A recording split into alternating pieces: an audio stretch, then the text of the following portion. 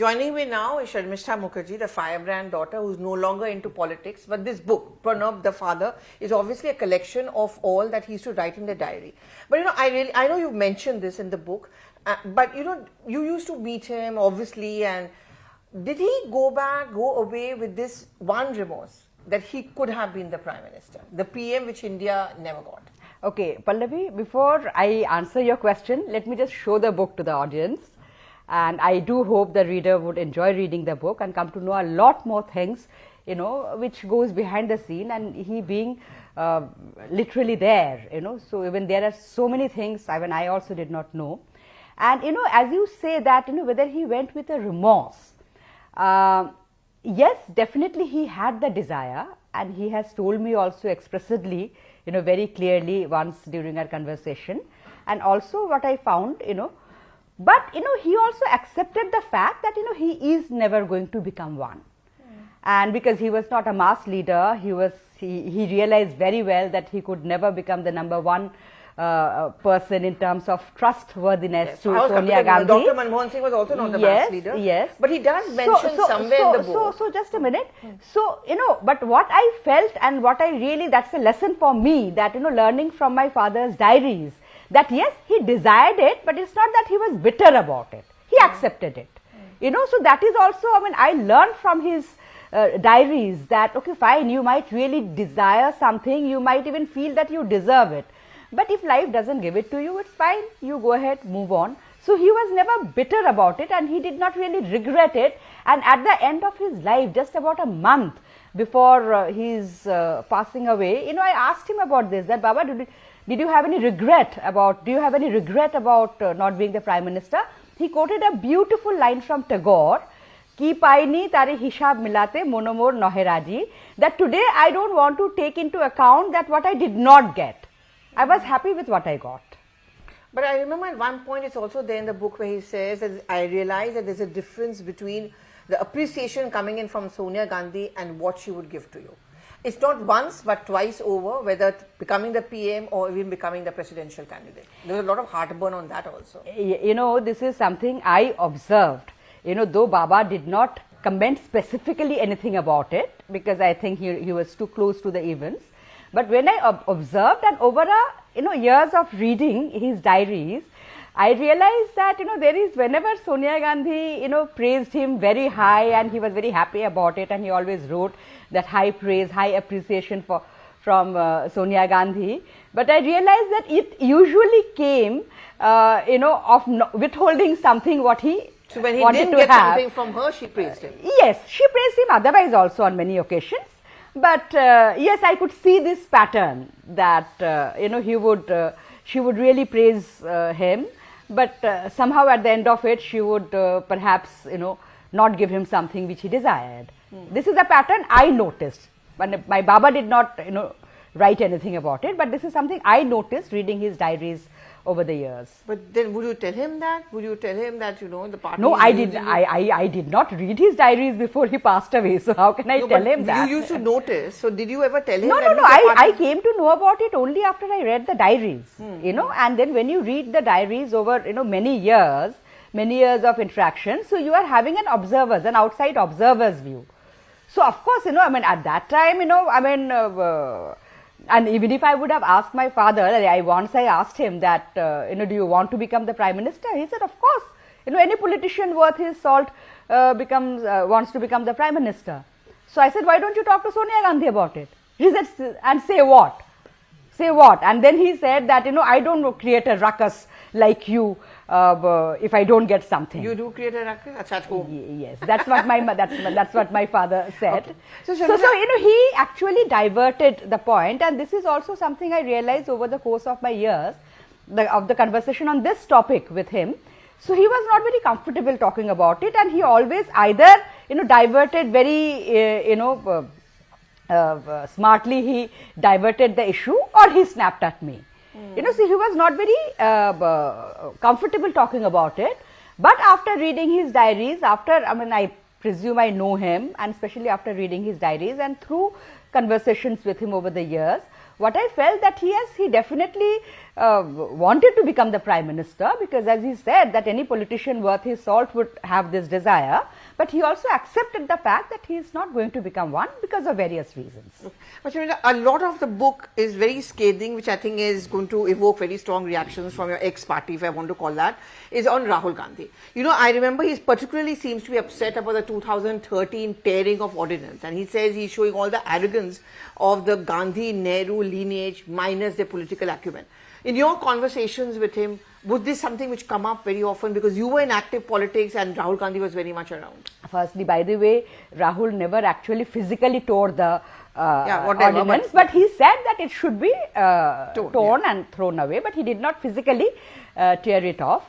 Of course, I was the one, who broke the news to my father, and he was angry. I think, you probably have also, faced his anger a couple of times. Yes, so you know that, how angry he could become. His face became red, and he started shouting that, how could he do that? Who is he to publicly trash a decision of the government? He is not part of the government. So who is he to do it? And how could he? And that time the Prime Minister was visiting abroad. I think he was US. in America. He was in US.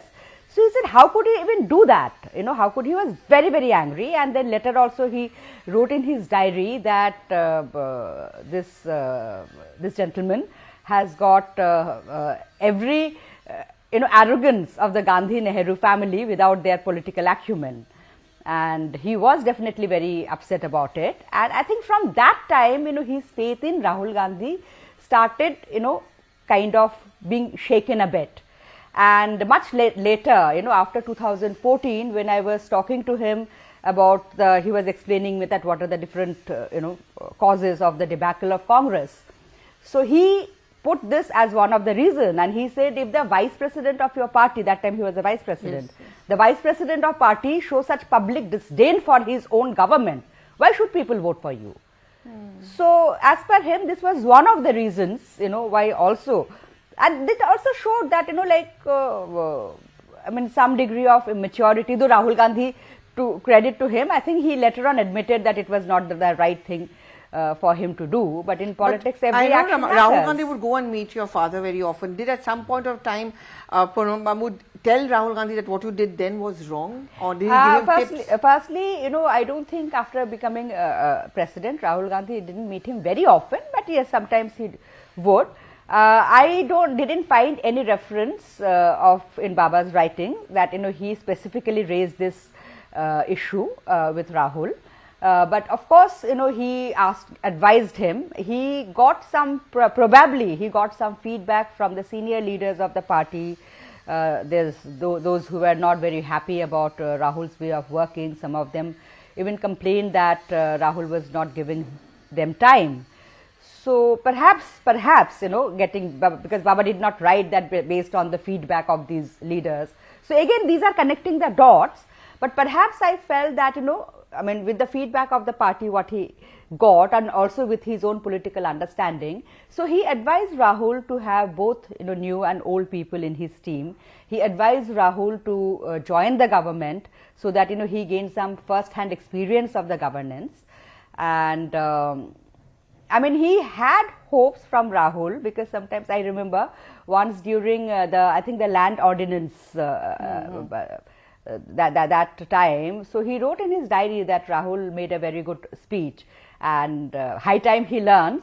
It's been, I think, 12 years by then. It's been 12 years of his being in the parliament, but better late than never.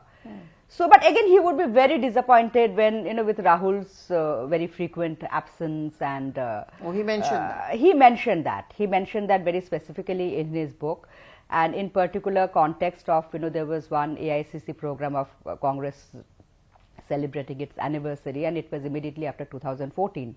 And that he wrote about that Rahul's absence from the flag hoisting ceremony during the AICC, it's very odd, and I don't know, these kind of things are happening very frequently, and I don't know why he does it, but he's losing the battle of perception. And I also saw in his book he mentions about the Rajiv Gandhi thing and saying that there were mistakes from both the sides and there was a trust deficit. Did he feel, and did it hurt him, at times that the party did not trust him. Rather, the Gandhis perhaps did not trust him. Maybe that's why they didn't make him the Prime Minister. Yes, I wrote at length in the book, and that was one of the reasons that the Gandhis did not trust him. And also I wrote that why they did not trust him. You know, it has been, a rumor has been going on since long that supposedly when they were coming back after Indira Gandhi's assassination and in the same flight from Kolkata, and Rajiv was also there, and he staked his claim to be the Prime Minister, which as per my father is totally wrong. And I have written a detailed I have given a detailed account of the book, but what that is totally wrong. So that is not that could not, but that rumor was planted by some people that time who were close to Rajiv, and he has also given like the reasons. But one of the main reason what he gave, that he was very vocal about viewing his positions on different party matters or government issues.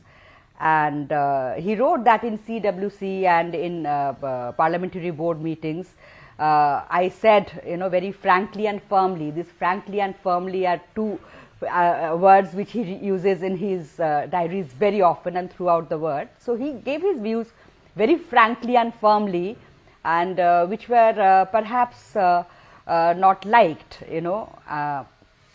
and this is something, with my very short period of working in Congress, and also what I have heard from others, that beyond a point Gandhis do not like to be pushed, and in a personality centered party, personality centered politics, perhaps the supreme leaders they find it a bit wearisome to work with people who not only have a strong opinion of their own, but that strong opinion is backed by a formidable combination of knowledge, expertise and experience. Baba was known for doing his homework meticulously, yes. And it was very difficult to argue with him, because his reasoning would be based on strong reasons, strong logic backed with facts and figures. So it's very difficult to argue with him. So if he is saying something, it would be difficult to argue, So he pointed out a few incidents which I learned from his notes. He made some notes of that period, and which I have referred to in the book also. And he wrote that Rajiv perhaps did not like my tone and tenor, and of the habit of asserting myself. So I think that was the core of the mistrust, mistrust or apprehension. And in fact, even much later, 3-4 years later, I don't remember the exact date, but I have mentioned it in the book. I learned from his diary that Shiv Shankar, I think he was the law minister then, he came to meet him, and he also told Baba that the situation under which he was dropped from Rajiv cabinet, the second cabinet. And according to him, that many people around Rajiv, including some of his Baba's former cabinet colleagues, they told Rajiv that my father Pranab might challenge his authority in the future. Okay. So as per Shiv Shankar, that was the core reason why he was dropped. So are you also then disillusioned congressman, ex-congressman? I'm not disillusioned in the sense, Pallavi, I still firmly believe in the Congress ideology of liberalism, constitutionalism, secularism, and I think it is only that ideology of inclusiveness, which can hold together, bind together a diverse country like India. But, I really myself do not know how far the current leaders of Congress are, to be very honest, strictly adhering to it, or they are just playing a lip service to the idea of tolerance. You know yourself, the way if you write a contrary view, people go after you, trolling you, trashing most you. Probably no Congress leader is going to turn up for this book and I myself know, I had been facing it the moment you say something, and I also speak my mind, and especially after quitting politics, all the so-called Congress supporters, not Congress leaders, but so-called Congress supporters, so-called the liberals, they just jump at me, this is a very common phenomena. So, but my issue is that it is expected from BJP. or it is even expected from left, because they are a very, very, very rigid party. But when you claim yourself to be a liberal party, and tolerance of difference of opinion is the core value of liberalism, is the core value of democracy, then just by saying that we are liberal, we are tolerant, but when you are practicing, when you are allowing your supporters to practice it, to trash people who express a difference of opinion, then how do you claim yourself to be a liberal party? How do you claim yourself to be a tolerant party? Then how do you claim yourself to be a defender of freedom of expression? Finally, he had a very good equation with the Prime Minister. Yes, he did. So he mentions that. Prime Minister, I mean, which Prime Minister you are talking Prime about? Minister Dr. Okay, yes, he had definitely a very good equation with the current Prime Minister, and I have also written in length about it, and it always intrigued me that how can people from two very different ideological background can work together as a team, leaving aside a personal relationship. Of course, there was a personal chemistry between the two leaders, which was very obvious. And I think even the current Prime Minister, Mr. Modi, has also openly, stated his admiration for Baba, and my father also has done it. But there are very interesting, anecdotes and accounts, and some of it which I have heard from Mr. Modi himself. Like Baba at one point of time wrote that, and that time Mr. Modi was the Gujarat Chief Minister, that he came to see him, and he wrote about Mr. Modi that he is a bitter opponent, bitter critic of Congress and the government, but somehow he seems to have a strange soft corner for me, because he always touches my feet in private, and he tells me that it gives him pleasure to do so. I really do not understand why. So Mr. Modi at one point of time, he told me this without knowing that Baba has written that, of course, it seems he knew Baba since even before he became the Prime Minister, and as a working in the organization as a worker, he would come very often to Delhi and stay in the New Delhi, South Delhi area, that New Delhi, that North Avenue, South Avenue area, and they would often come across, meet each other during their morning walks. And he said, I always touched Dada's feet. I always, even now also in private, I always touched Dada's feet. So it's very strange. It seemed very strange. Another reason, I think, they worked very well together. I have given different. So one is, of course, the regard, not only the personal regard of Mr. Modi, but many senior BJP leaders of the time, who has also worked with my father in the parliament, they seem to have great regard for him. And also my father's very defined understanding of what the role of the president should be. I mean, he time and again had said that president's role is constitutional. President's role is not governance. So this is something, the governance is the responsibility of the government, who is elected by the people. It is the Prime Minister and his cabinet. So he was very quite, in fact, there is a very interesting again conversation, and this I also learned from Mr. Modi himself, that when they when the Prime Minister designate came to my father, and so Mr. Modi touched his feet and sought his blessings and all the thing, and then my father told him very candidly that we belong to two different ideological difference. People have given you the mandate. That is your job. Governance is the job of the Prime Minister and his cabinet. I am not going to interfere in that. If you need some advice on constitutional matters, I am always there to help him. While narrating this story to me, the Prime Minister told me that it was a very big thing for Dada to say. So I think, this very clear understanding and a very frank conversation between the two leaders, from the very beginning, it seems their relationship was based on a candidness and honesty and trust. So I think that is what, it made the difference. Okay. Thank you very much, Sharmishtha. And I really hope for your book release, the Congress leaders will turn up, though I have my doubts about that. But thank you very, very much for speaking. Thank you.